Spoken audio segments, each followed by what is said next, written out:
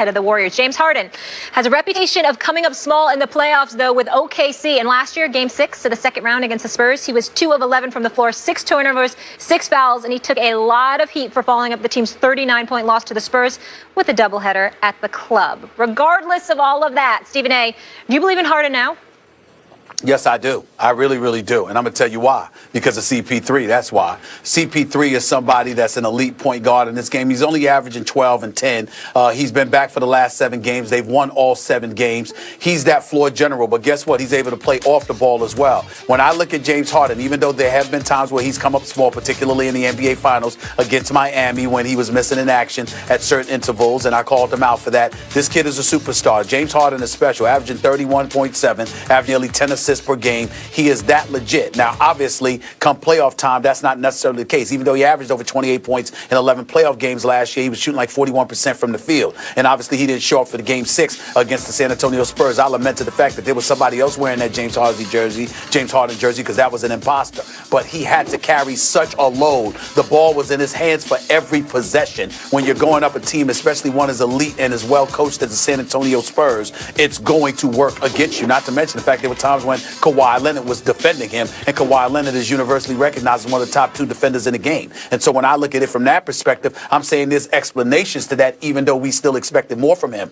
In this particular season, CP3 being there takes pressure off of him because he doesn't always have to be on the ball. He can get off the ball. Ball handling and offensive orchestrating responsibilities can go to someone other than him. And the fact that you have that pressure to take off of him, assuming the other guys are going to step up and do what they potentially are capable of doing in terms of shooting the rock from the perimeter, I think that James Harden is going to have a party this postseason. I think he's going to recognize the shrapnel of criticism he's received. He is going to answer the bell accordingly. And I think the superstar that we see during the regular season will show up in the postseason as well this go round. This is the worst part of this job, actually. This is the worst part of the job. A player that you root for, and you're asked, do you believe in them? Because we're really talking about the postseason. We know during the regular season, James Harden can play at MVP level. And this year, so far, he's been better than ever. But if you're asking me, do I believe in him? No, not in the postseason, because he hasn't done it yet. He's had good games, of course. He's had good averages because he's the, high usage player on a team that shoots a lot of threes, and he's a great player, great offensive player. And I'm rooting for him, Stephen A. I hope he proves me wrong. And it's not impossible that guys break out of it, given enough reps. But he hasn't done it when it's mattered most. And he's had many, many opportunities. The sample size is quite large. Be it when they were, on a Thunder team in the playoffs, when it mattered most and he's coming off the bench, or later on a Rockets team where he is the star, the focal point of the entire team. He continually comes up small in the playoffs, to the point, and in critical moments, to the point where I start looking for answers. There are athletes like Peyton Manning, greatest regular season player in the history of football. I don't think it's that close. And in the postseason, in the playoffs, something much, much less than that. You start looking around for answers. One of the answers I've come up with is when that player's doing it because of their cerebral ability largely, Peyton Manning, James Harden. He's out thinking a lot of people. And you get to a playoff situation where the other team also has really, really smart players, then it comes down to who's the better athlete. Peyton didn't have a rocket arm, and James Harden doesn't have the same kind of athletic ability in terms of speed and hops and all that stuff that some of the guys he's coming up with. The point is not for me to examine the why right now. It's that he's been so much less than the normal version of himself when it matters most that I've had to start looking for answers with James Harden. So until he does it, I can't say I believe he's going to do it. Well, let me, I can get where you're coming from, but I'm coming from a basketball standpoint from this perspective. When you have a guy like CP3, you can look at CP3, an elite point guard. You can fantasize of what Kobe would have been with him if it was 6, 7 years ago when they were supposed to connect with one another. You can look at it from that perspective. You can turn around, all right, and look at this roster this year. Ryan Anderson is shooting better than 40% from three-point range. Eric Gordon hasn't even started going yet because he's struggling with his three-point shooting at about 31%, but we know that he could put the rock up from long range. Trevor Ariza, same thing. He's been shooting pretty well from three-point range. So when you have marksmen like that can get the ball in the hole from long range, if open, and you got a guy like CP3 on the floor with you that can get things going, okay, then that takes a tremendous level of pressure off James Harden.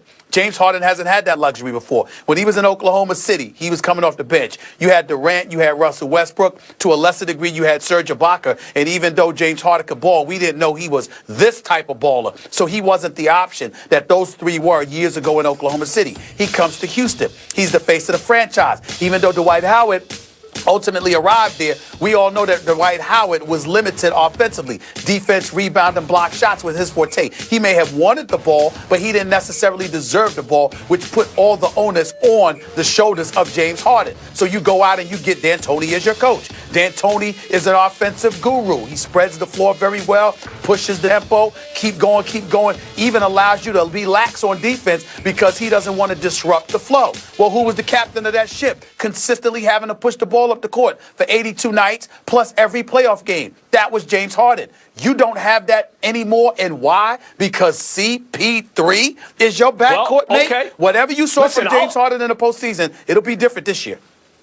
Listen, this, and I've said from the beginning, reminds me of before my time, Stephen A. You may have remembered this. I don't know. You're a little bit older than me. I don't know if you're old enough to remember when the Knicks got Earl the Pearl Monroe, Black Jesus, who was, by the way, kids, if you think that these guys are nice today, and they are, go YouTube Earl Monroe. Just go YouTube Earl Monroe. Winston-Salem State University. Make sure you say it. Winston-Salem State University. That's right. Winston-Salem State. That's right. Who else went there? The point is that he was a divisional rival of Clyde Frazier. They were both high-usage combo guards. Could it work? There's only one basketball. It worked to the tune of a championship against like an invincible Lakers team championship. So it can work. And when the Rockets got CP3, a high-usage, ball-dominant, divisional rival point guard, and they're going to use Harden and CP3 in the backcourt as combo guards, how's that going to work? They're undefeated when the two of them are on the court together. Yes, Stephen A., I agree that CP3 will make them better.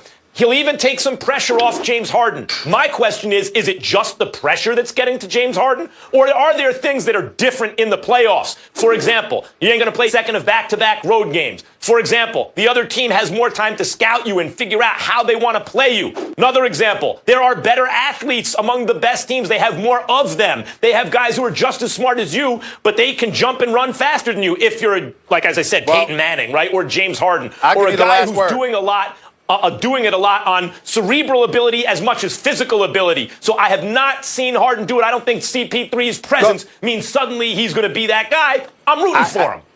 I'll give you the last word with needing an answer to this question. How much more difficult do you think it's going to be for teams to prepare for CP3 and James Harden as opposed to just James Harden? Well, it ain't going to be easier. That's for sure. It was a good pickup by the Rockets. They're a better team now. Their puncher's chance against all teams has just increased. All right, Harden currently leads the lead in scoring and assists, and the team is on a 7-game win streak. But, gentlemen, we need to get to a team that cannot relate to that success. Let me tell you, it's a giant mess in New York. Should Big Blue go back to the Book of Eli, and who should be the new man in charge? We attack the state of the G-Men next. And